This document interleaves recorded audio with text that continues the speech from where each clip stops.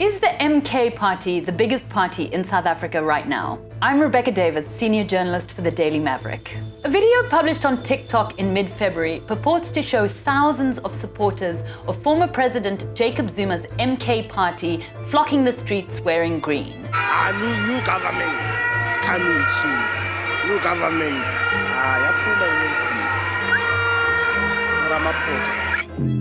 That video subsequently racked up thousands of views after being shared across social media platforms. As Africa Check has established, that video was actually taken in the Dominican Republic in May 2023. It has absolutely nothing to do with South Africa, with Jacob Zuma, or with the MK party. But that video isn't the only hyperbolic claim that's being made about levels of support for the MK party, which was only launched in December 2023. 2 days after its launch, the party claimed on Facebook that it had already attracted 1 million members joining online within 48 hours.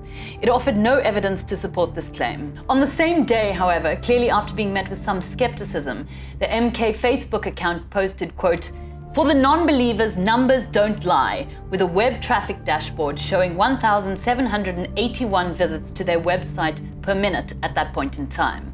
There's no way of knowing if that graphic is genuine, but even if it is, visits to a website obviously do not translate into signed-up party members.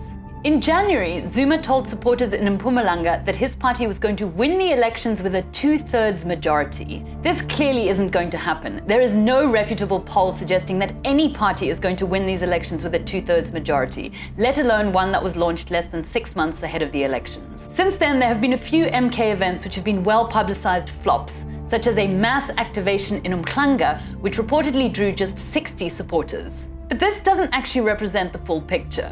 For a start, if you scroll through the party's Facebook account, you will see photographs of MK events which have clearly attracted fairly large numbers of supporters, particularly in KwaZulu-Natal. This is not hugely surprising given that a January poll found that support for Jacob Zuma among registered voters in that province was still as high as 63%. But much more significantly, there have been 2 by-elections in KZN so far where, although voter numbers were small, the MK party has made a pretty impressive showing. In its debut by-election in Vryheid in northern KZN, it took home around 20% of the vote.